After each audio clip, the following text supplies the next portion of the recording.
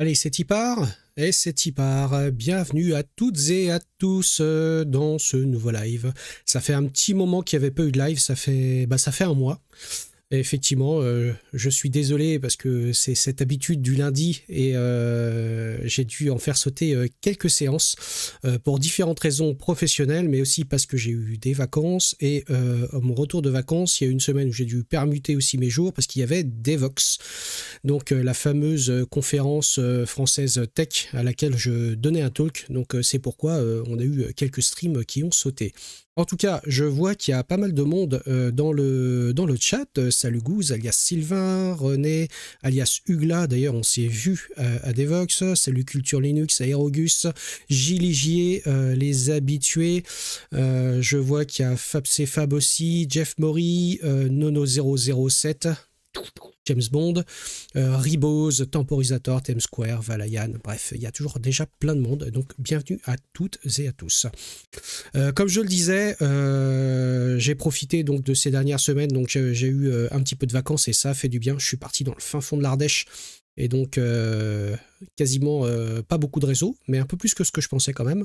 Et puis, comme je disais, donc il y a une dizaine de jours, il y avait DevOps, donc très très grosse conférence de France, dans laquelle je donnais mon talk sur l'attaque XZ, donc anatomie d'une faille, qui a eu encore une fois un assez bon succès puisque la salle était comble et ça a même refusé du monde, donc j'en suis très heureux.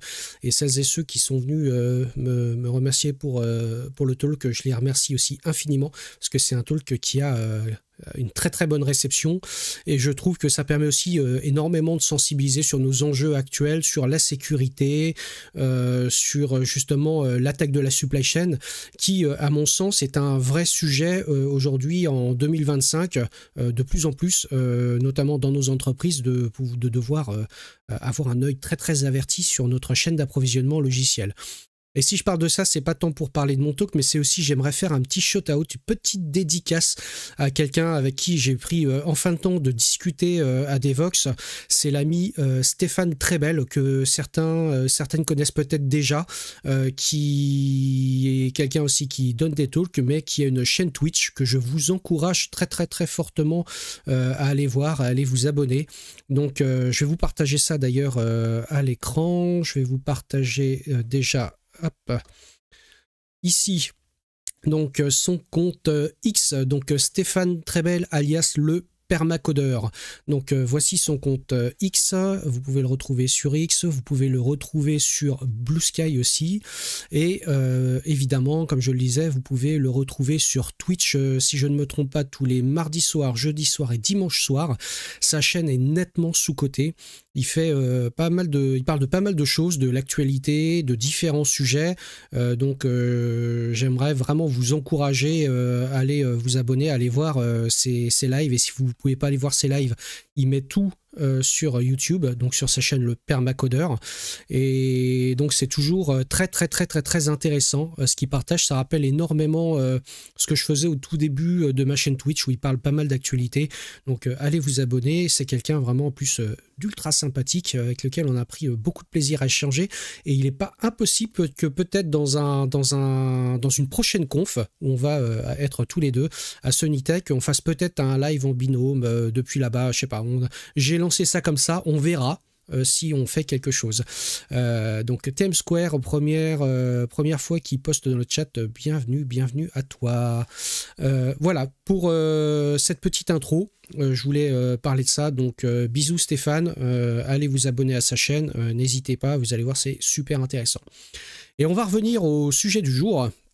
Donc le sujet du jour, Julien The Monkey, hello aussi, premier message dans le chat, donc salut, bienvenue à toi, bienvenue à toutes et à tous, installez-vous confortablement.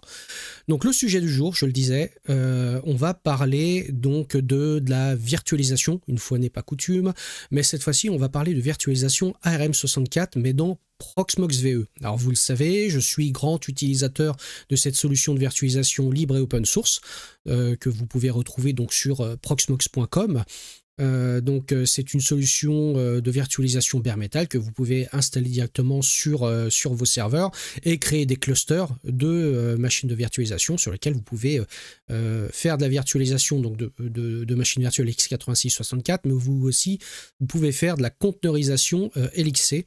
Donc moi j'utilise quotidiennement cette solution depuis de très nombreuses années, peut-être 12, 13 ans, peut-être plus que ça. Ah, bah, c'est même plus que ça, hein, depuis, ouais, peut-être de 2012.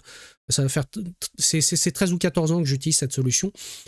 Et c'est une solution qui est vraiment souple et robuste, et je pense qui en plus prend de plus en plus d'ampleur vis-à-vis de VMware pour les sujets que vous savez par rapport à leur modèle de licensing, de facturation, etc. Et j'utilise donc de façon personnelle, mais aussi de façon professionnelle. En tant que CTO de mon entreprise et des précédentes entreprises où j'étais, c'est une solution que j'ai déployée vraiment à l'échelle et qu'on utilise quotidiennement parce qu'elle résout beaucoup de problématiques pour un coût qui est modéré, et ça s'adapte vraiment partout. Et comme je le disais, on utilise beaucoup cette solution de virtualisation dans le monde x86-64, hein, qui est vraiment on va dire le plus répandu. Mais parfois, on a besoin aussi de pouvoir avoir besoin de machines virtuelles ARM64. Alors vous allez me dire, mais pourquoi donc? Un simple Raspberry Pi suffirait?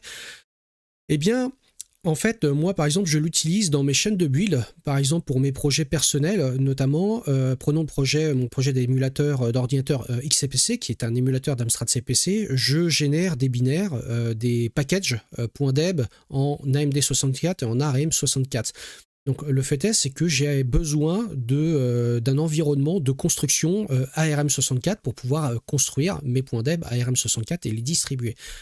Et le problème, c'est que aller louer des machines spécifiquement dédiées pour ça, ou acheter en mode SaaS, entre guillemets, des GitLab Runner ou autre chose du genre pour ça, je trouvais ça un petit peu onéreux. D'autant que je gère totalement mon infra moi-même dans mes solutions de virtualisation. Et il y a quelques temps, il y a quelques années déjà, je m'étais posé la question de savoir, mais est-ce qu'on n'a pas la possibilité de faire tourner des machines virtuelles ARM64 dans Proxmox VE? Quelque part, il n'y aurait pas d'impossibilité à le faire, puisque Proxmox VE, c'est de la virtualisation KVM et qui s'appuie aussi sur QEMU. Et le fait est, c'est que, je vous fais un petit spoil, oui, on peut le faire. Alors, ce n'est pas officiellement supporté, et ça va être l'objet de ce live, de vous montrer un petit peu comment contourner Proxmox pour pouvoir faire de la virtualisation ARM64, donc à Arch64 plus précisément, dans Proxmox pour pouvoir créer vos VM ARM64 et en faire ce dont vous avez besoin. Le plus souvent, ça peut être des builders. Alors, in extenso, on pourrait se dire, mais est-ce qu'on ne peut pas faire exactement la même chose pour RISC-V, puisque c'est une architecture qui monte de plus en plus. Petit spoiler alerte, oui et non. C'est-à-dire que pour l'instant, Proxmox VE ne supporte pas RISC-V, et je vais y revenir un petit peu après. Directement, mais je pense qu'ils doivent avoir ça dans les cartons, parce que je vois qu'il y a des choses qui commencent à amorcer le RISC-V, et donc il n'est pas impossible que dans le futur on puisse avoir la possibilité de faire de la virtualisation en RISC-V. Ce que j'aimerais bien, c'est que dans la prochaine version de Proxmox, une des prochaines versions de Proxmox, déjà au moins la virtualisation ARM64 soit supportée en standard et de façon très officielle. Ce serait vraiment une très grande avancée, et je pense qu'aujourd'hui j'ai le sentiment qu'ils y travaillent, mais c'est pas encore suffisamment mature pour dire que voilà, c'est déployable aujourd'hui dans des environnements on va dire dits de production de la part de Proxmox, parce qu'ils vont pas prendre la responsabilité entre guillemets d'un incident pour quelque chose qui serait encore plus ou moins expérimental. Donc pour faire simple, je vais vous partager mon écran déjà. Et on va se mettre donc sur un nœud qui est un de mes nœuds de test, qui permet donc pour moi déjà de faire des backups et puis de pouvoir tester un certain nombre de choses en virtualisation. Et on va avoir besoin donc pour ça d'un nœud Proxmox pour pouvoir faire de la virtualisation donc ARM64 dessus. La virtualisation ARM64, comme je le disais, va s'appuyer sur QEMU. C'est-à-dire que là, on ne va pas se retrouver en mode virtualisation hyperviseur tout bête, puisque là, on va être sur des architectures différentes. C'est-à-dire que notre serveur fonctionne en x86-64 et dessus, on va faire tourner de la ARM64.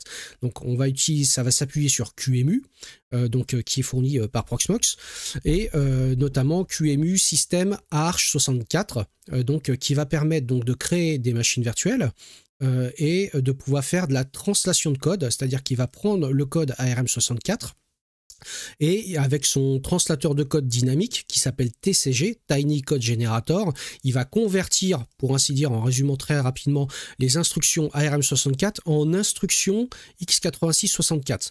Donc, ce qui permet d'atteindre une émulation qui soit relativement correcte, moyennant un coût de traduction qui n'est pas neutre, puisque vous allez avoir un ralentissement finalement de votre architecture, entre guillemets, de 5 à 15 ou 20 fois selon ce que vous faites sur la machine. Donc, autant vous le dire tout de suite, ne faites pas ça dans votre Proxmox si vous avez besoin de performance. Ça, c'est clair que si vous cherchez la performance, autant louer une plateforme matérielle directement, et comme ça vous permettra d'éviter d'avoir des problématiques de perf. En tout cas, pour résoudre des problématiques comme moi de build sur lequel l'aspect performance n'est pas tant un sujet que ça, c'est juste, on va juste multiplier le temps de build éventuellement par 4 ou 5, quelque part, ça résout plutôt des problèmes au quotidien pour un coût plus que modique, puisqu'il suffit de créer une machine virtuelle. Donc pour créer des machines virtuelles ARM64, il va falloir donc faire quelques petites choses sur votre hyperviseur de virtualisation. Donc je vais me loguer sur mon hyperviseur. Donc là, je suis logué en route sur mon hyperviseur et la première chose que vous allez avoir à faire, c'est installer un paquet spécifique qui s'appelle PVE-EDK2-firmware-AArch64. En fait, ce paquet-là va amener tout ce qui va être nécessaire en termes de firmware pour que le firmware UEFI ARM64 dans QEMU puisse fonctionner. Donc si vous faites ça, bon, il est déjà installé, mais ça va apporter tous les fichiers VMF qui vont être nécessaires à l'exécution de l'UEFI sur les machines virtuelles qui sont gérées par QEMU. Et donc QEMU, comme je le disais, on va avoir sur la machine installée plusieurs versions de QEMU System, donc QEMU System x86-64 qui est installé par défaut forcément pour faire tourner les machines virtuelles x86-64, le QEMU System i386 qui permet de faire tourner les machines virtuelles x86 comme d'hab, et par défaut QEMU donc de Proxmox arrive aussi avec QEMU System ARM et QEMU System AArch64. Et ça, c'est pas les paquets de QEMU tels qu'ils viennent de Debian, ce sont les paquets de QEMU qui sont produits par Proxmox et donc qui sont intégrés donc dans la solution Proxmox. Ce qui laisse à penser que ça doit faire un moment qu'ils travaillent dessus, parce que ça fait quand même quelques versions que c'est disponible sur la machine. Et donc, je pense qu'à un moment donné, ils devraient peut-être un jour proposer, peut-être en standard, la possibilité de pouvoir créer des machines virtuelles en ARM64. Donc ça, c'est plutôt pas mal. Et comme vous le voyez, QEMU System, on n'a pas QEMU System risque 5 et risque 64, risque 564.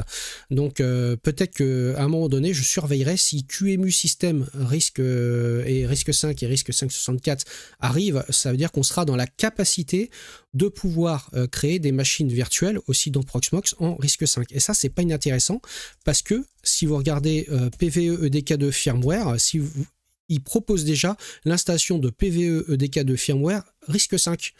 Donc ça me laisse à penser que peut-être, à un moment donné, ils vont amener la version de QEMU en risque 5. Voilà, bon, je digresse un peu, mais on verra. Si un jour ça arrive, comptez sur moi pour pouvoir tester ceci. Donc une fois que vous avez installé PVE-EDK2 firmware AArch64, en fait, globalement, vous êtes dans la possibilité, vous avez la possibilité donc de créer des machines virtuelles ARM64. Je vais vous montrer comment on va faire ça. Donc, pour commencer, on va créer une machine virtuelle comme on fait habituellement. Jusque-là, vous allez voir, ça va être très simple. Donc, on va aller cliquer en haut à droite sur le bouton « Créer une VM ». Et je vais créer une VM qui va s'appeler 3003. Voilà, je vais l'appeler VM 3003 parce que je n'ai je suis pas très créatif.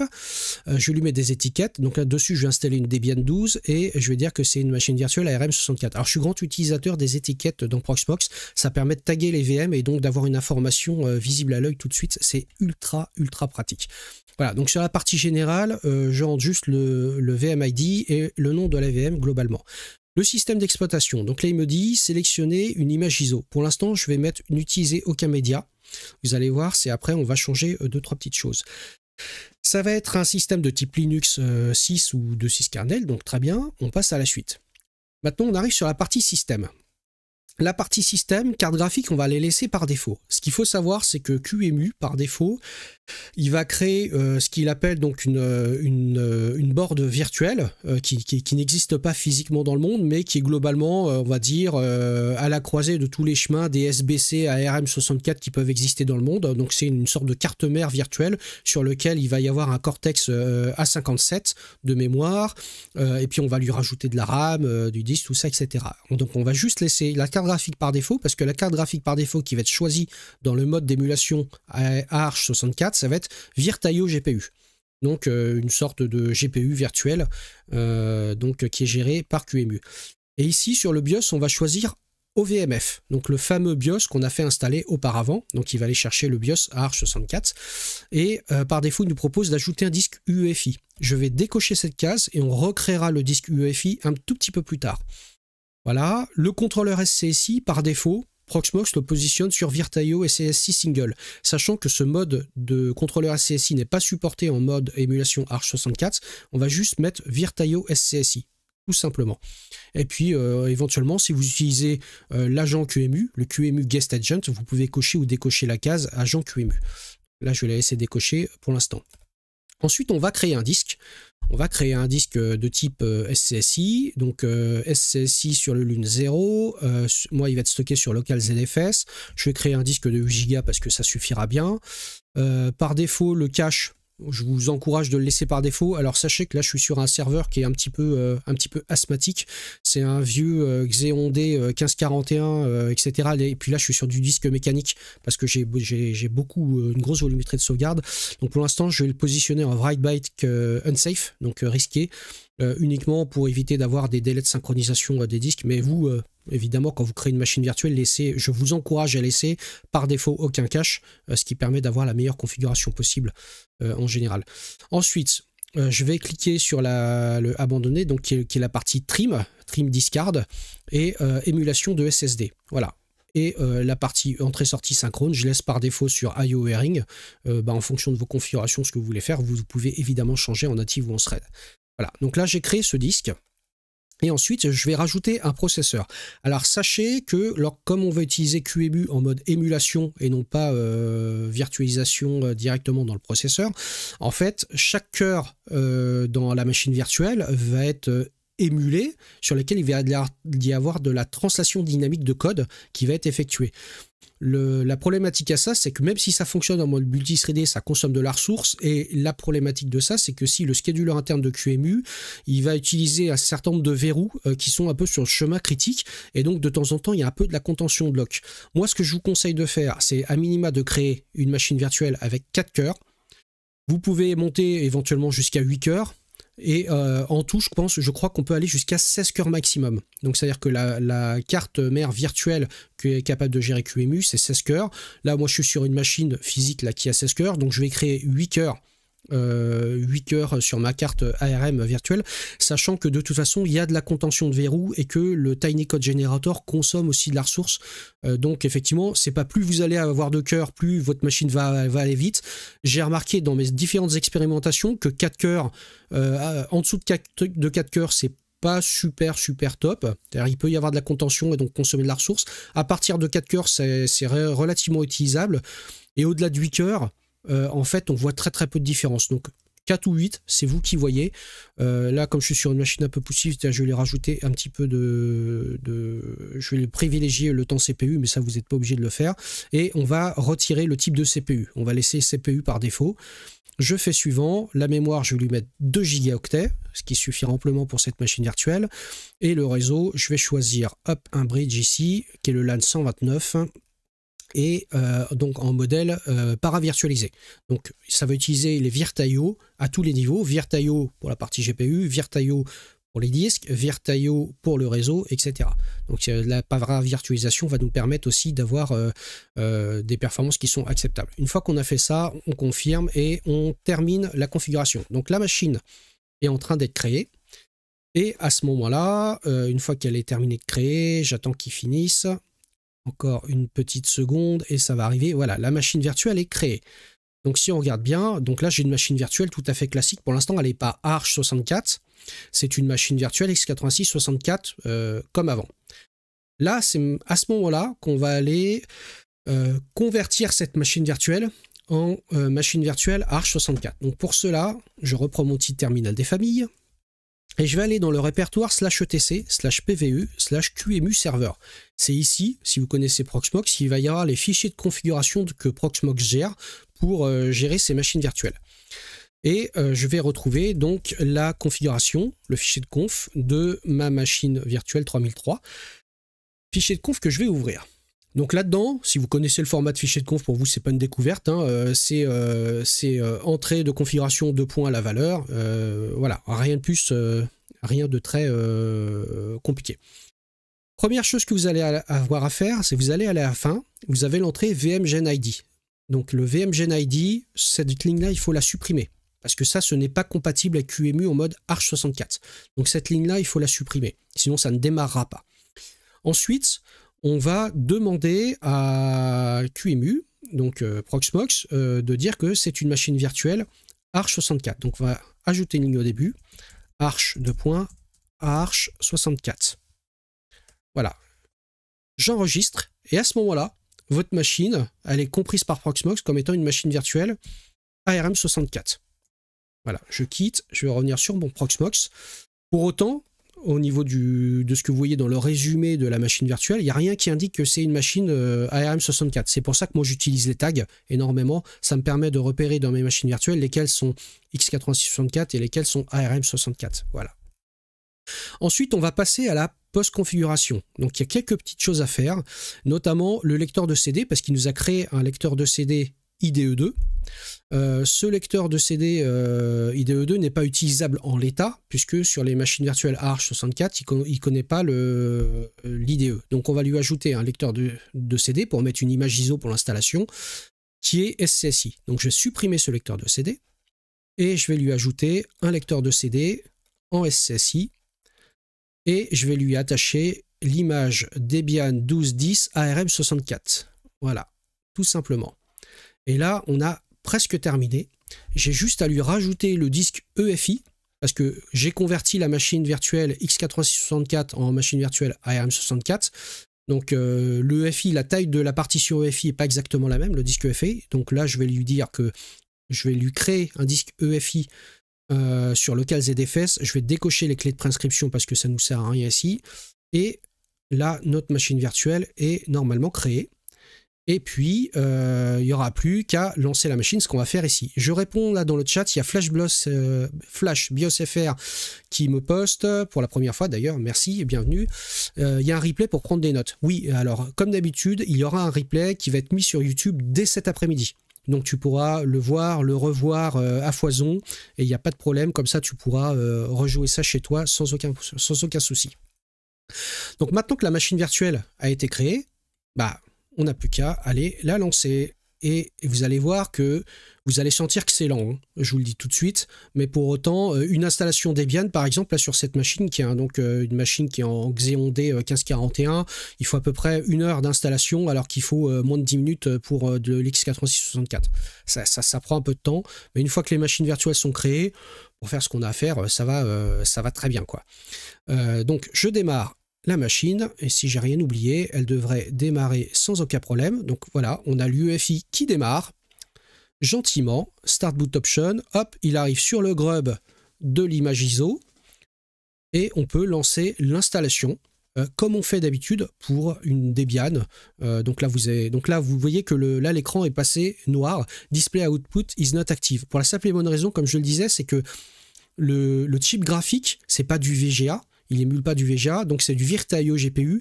Et lorsque Linux démarre, par défaut, le module Virta.io GPU est désactivé jusqu'à ce qu'il fasse sa séquence de démarrage, qui probe le type Virta.io GPU, et à ce moment-là, l'affichage s'affiche.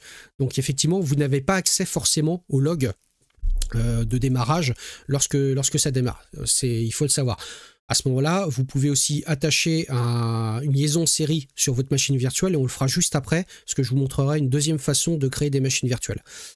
Donc là, on arrive sur l'installation tout à fait standard. Donc là, vous allez choisir French, France, etc., etc. Donc là, vous allez dérouler votre installation jusqu'à arriver à une installation terminée.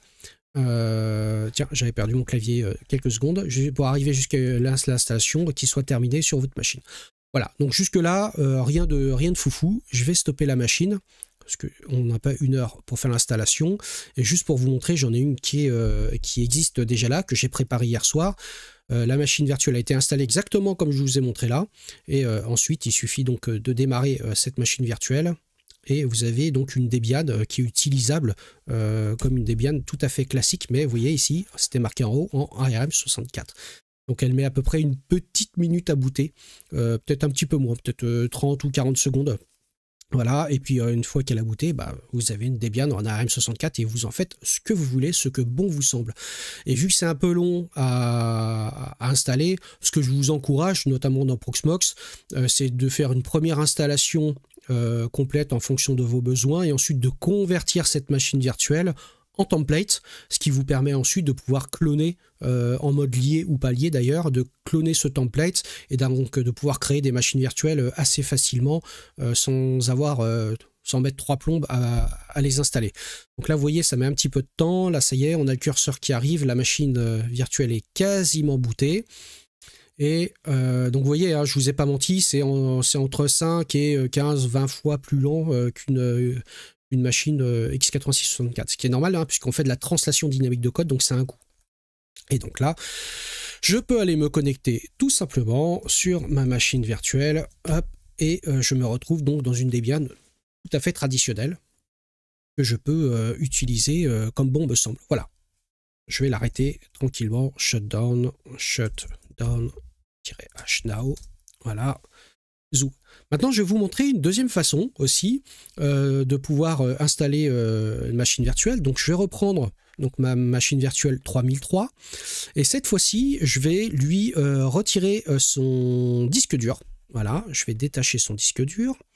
Et on va aller utiliser une image qui est produite par Debian, les cloud images, les fameux cloud images qui sont produites par Debian de façon régulière et certaines de façon quotidienne, qui sont utilisées notamment sur AWS, sur Azure, etc. Donc c'est des images Debian qui sont préconfigurées, construites et préconfigurées pour un usage typiquement dans des hyperviseurs de virtualisation. Donc pour ça, je vais aller chercher une image sur cloud.debian.org. Donc cloud.debian.org, c'est un serveur de fichiers sur lequel vous allez pouvoir télécharger toutes vos images qui sont récentes en fonction de votre distribution. Donc vous allez avoir Seed évidemment, Bookworm qui est la Debian 12, et donc Seed qui est la future Debian 13 à arriver, et évidemment on a Trixie qui est la future Debian 13 que l'on trouve ici. Et donc ce que je vais faire, je vais prendre la dernière image qui a été générée, la dernière DELI qui a été générée en Trixie, et l'installer sur mon cluster. Donc la dernière, vous voyez, c'est la 2025-04-25, donc qui date d'il y a 3 jours. Et là, vous avez accès à un certain nombre d'images. Donc vous avez des Debian 13 Azure AMD64, Debian 13 Azure ARM64, Debian 13 EC2 AMD64, Debian 13 EC2 ARM64, etc., etc. Et moi, ce qui m'intéresse, c'est plutôt là, pour le coup, je vais prendre une image tout à fait générique, mais vous avez des images qui sont vraiment dédiées cloud, ou des images qui sont no cloud, qui contiennent moins d'outils. Ces images ont la particularité d'être basées sur CloudInit. CloudInit, vous connaissez, c'est une sorte de lecteur CD virtuel qui est rattaché à la machine, qui permet d'apporter la configuration de la machine virtuelle directement au boot. Donc là, moi, ce que je vais faire, je vais récupérer une Debian 13 générique ARM64 Daily. Donc je vais prendre celle-là. Allez, je vais copier le lien et je vais aller l'importer dans mon Proxmox. Donc pour ça, je vais sur mon disque local, je vais dans l'onglet importer et je vais faire télécharger depuis l'URL. Hop, et il va aller me chercher. Donc là, j'ai pris la version RAW, mais j'aurais pu prendre la version QCO. Hein. Ça change pas grand-chose. Hormis que c'est QCO, ça va être un peu plus léger. Et là, elle fait 3 Go cette image, et donc je vais la télécharger de ce pas. Donc ça va prendre quelques secondes hein, de la télécharger. Vous voyez, ça va assez vite quand même. Et ensuite, je vais importer cette image, une fois qu'elle va être téléchargée, directement sur la machine virtuelle. Et une fois que j'aurai importé cette image sur la machine virtuelle, je vais créer un lecteur Cloud Init et je vais lui apporter sa configuration, ce qui me permettra d'avoir une Debian 13 toute fraîche installée et utilisable dans mon environnement de virtualisation. Alors, FlashBIOS qui me dit du coup ça peut splitter un cross-build en faisant des workers dédiés à ARM si j'ai bien compris. Absolument, en fait, tu vois, par exemple, moi j'ai mon propre GitLab ici chez moi. Et ce GitLab, je vais y aller ici, hop. Je te montre ça tout de suite. Si je prends, donc ça c'est mon GitLab personnel et tous mes projets ensuite sont mirrorés sur GitHub, gitlab.com et Bitbucket. Voilà. Et donc si je prends par exemple mon projet d'émulateur Amstrad CPC, donc qui est ici dans mon GitLab, j'ai ma pipeline donc qui me permet donc dans ma pipeline de build d'aller générer le tarball, de faire un premier build en AMD64 pour vérifier que tout build correctement et ensuite j'ai une tâche qui permet d'aller builder le paquet Debian AMD64 et le paquet Debian ARM64. Toi si je clique dessus, voilà, et ça j'ai des VM donc qui sont tagués avec des GitLab runners qui tournent dessus et les GitLab runners sont tagués en OS, en disant c'est l'OS Debian 11 ou Debian 12, et en architecture AMD64 ou ARM64. Donc ce qui me permet de pouvoir dire je suis capable de générer mes paquets Debian sur différentes versions d'OS, par exemple, différentes versions de Debian, 11 ou 12 pour les plus récentes, et en AMD64 ou ARM64. Voilà. Typiquement, moi je m'en sers pour ça. Alors évidemment, les builds en ARM64, comme je le disais, c'est un peu long, mais c'est pas très grave, hein, que ça prenne 30 ou 40 minutes ou 15 minutes, moi je m'en fous, parce qu'une fois que ça a été poussé dans le GitLab, ça fait son taf, je récupère les artefacts et après j'ai plus qu'à les mettre à disposition. Voilà. Ensuite, comme je disais, je reviens sur ma machine virtuelle. Maintenant qu'on a téléchargé l'image, ce qu'on va faire, on va aller importer cette image sur la machine virtuelle. Donc pour ça, je vais reprendre mon petit terminal des familles. Alors vous pouvez le faire directement depuis l'interface Proxmox. Hein. Je vais aller donc dans /var libvz, puisque c'est ici que tout se passe, et le répertoire import. Et là, je retrouve ici l'image que je viens de télécharger, Debian 13 générique et ARM64 daily. Voilà, le fichier .ro. Donc ce que je vais faire un qmdisk import sur la VM 3003 de Debian générique ARM64 patati patata et je vais lui dire de l'ajouter au local ZFS. Et hop, il importe cette image directement sur la VM que j'ai créée tout à l'heure. Donc il va créer un disque qui ne sera pas attaché et que je vais aller configurer. Voilà, donc ça y est, il a créé son disque. Maintenant, je reviens sur mon interface Proxmox et le disque, il est ici, disque inutilisé. Donc maintenant, je vais configurer ce disque.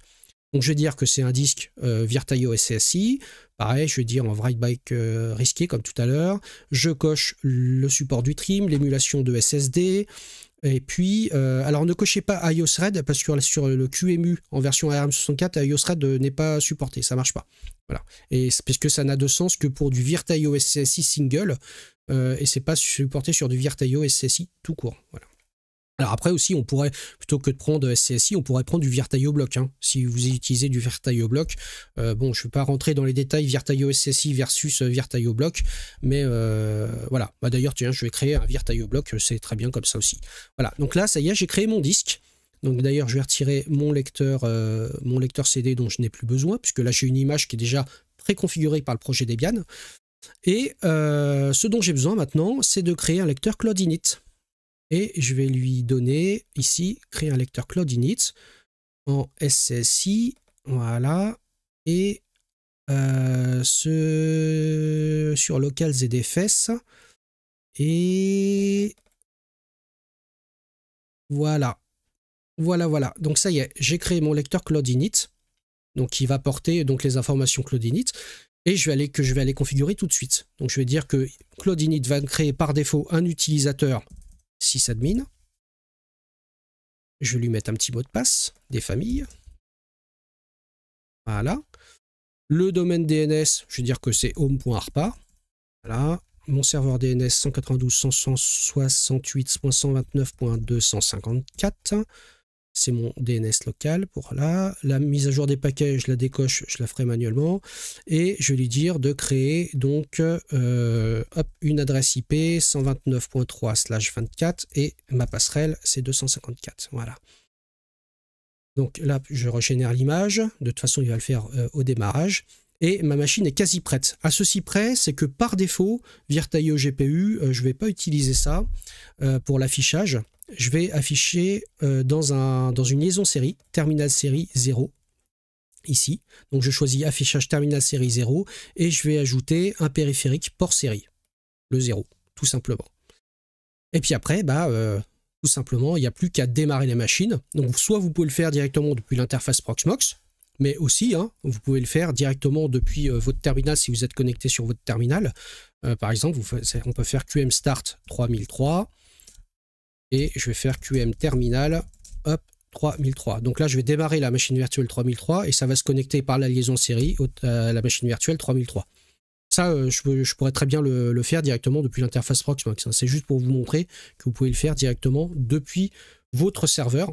Donc là, ça met quelques secondes. La machine virtuelle, elle est en train de démarrer sur l'EFI. Elle met 5 secondes à booter sur l'EFI. Ensuite, elle passe sur le grub et là, elle démarre. Et donc là, vous voyez, c'est en train de démarrer sur l'AVM que j'ai téléchargé donc, depuis le projet Debian. Donc là, vous voyez, ça met un petit peu de temps à démarrer. Là, l'avantage, c'est que d'être par la liaison série, c'est que j'ai accès à toutes les logs. Donc là, ça va mettre un petit peu de temps parce que c'est le premier démarrage de la machine virtuelle.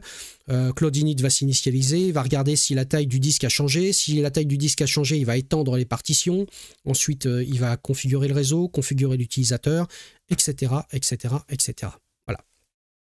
Et à la fin, vous avez une machine virtuelle que vous pouvez finaliser en termes de configuration et ajouter les logiciels dont vous avez besoin, par exemple pour en faire un GitLab Runner ou tout à fait autre chose. Salut Thierry, Thierry qui va streamer d'ici quelques minutes. Thierry, j'ai quasiment fini mon live sur le sujet, donc normalement je devrais pas être trop en retard. Donc tu vas pouvoir commencer à préparer ton OBS. Voilà, en tout cas, la machine est en train de terminer. Là, on a vu passer Cloud Init. Cloud Init a initialisé le réseau. Il est en train de générer, puisque c'est le premier boot, les clés SSH qui sont nécessaires. Et ça y est, donc là, j'arrive sur la mire de login et je suis sur une Debian 13 Trixie. Et donc qui n'est pas encore sorti officiellement, je le rappelle, donc à ne pas utiliser en prod surtout. Donc comme j'ai créé avec Cloud Init un utilisateur sysadmin, je peux me loguer en sysadmin, voilà, et je suis logué sur la machine et j'ai plus qu'à faire ce que j'ai à faire. Je peux faire sudo-i pour passer route, et après vous pouvez faire votre apt-get update comme vous faites habituellement, finaliser votre configuration, etc., etc. Voilà, donc là-dessus il n'y a rien de neuf sous le soleil, ça reste des machines Debian traditionnelles. La seule différence, c'est que maintenant, vous avez accès à des machines virtuelles qui sont des machines virtuelles ARM64 sur un hyperviseur qui lui tourne en x86-64. Donc, si la partie perte de performance n'est pas tellement un sujet pour vous, ça peut vous permettre de faire des expérimentations et d'éviter de vous dire « Ok, j'ai un vieux Raspberry qui traîne dans un coin, je le branche, mais j'ai besoin qu'il soit tout le temps online, donc c'est chiant, j'ai pas d'onduleur. » Là, si vous avez un Proxmox qui tourne, vous avez l'équivalent de Raspberry Pi qui tourne H24 dans des VM et donc de rendre les services dont vous avez besoin, si c'est pour de l'industrialisation, de la pipeline ou tester des choses en ARM64 par exemple. Voilà. Voilà pour le sujet du jour. Écoutez, j'espère en tout cas que ça vous a plu comme sujet. Donc, encore une fois, c'est une fonctionnalité qui n'est pas officiellement supportée par Proxmox. Donc, partez du principe que ça peut bouger aussi dans le futur. Moi, ça fait quand même 3 ans, 4 ans, je ne sais plus exactement que j'utilise ce genre de choses. Ça fait un petit moment, donc autant vous dire que j'ai pas eu de problème jusqu'à présent, ça marche bien. Mais comme c'est pas une fonctionnalité qui est officielle de Proxmox, il peut y avoir des ajustements ou peut-être qu'un jour ils vont peut-être retirer le support, j'en sais rien, mais ça m'étonnerait. Je les vois plus rajouter le support natif de la RM64, voire du RISC-V dans Proxmox, plutôt que de le retirer. Voilà. Par contre, contre, vous ne pouvez pas spécialement sélectionner le type de CPU ARM que vous voulez émuler, parce que par défaut, c'est du Cortex A57. Si vous voulez mettre du A53 ou autre chose, par défaut, les outils Proxmox qui encapsulent donc QEMU vous l'interdisent.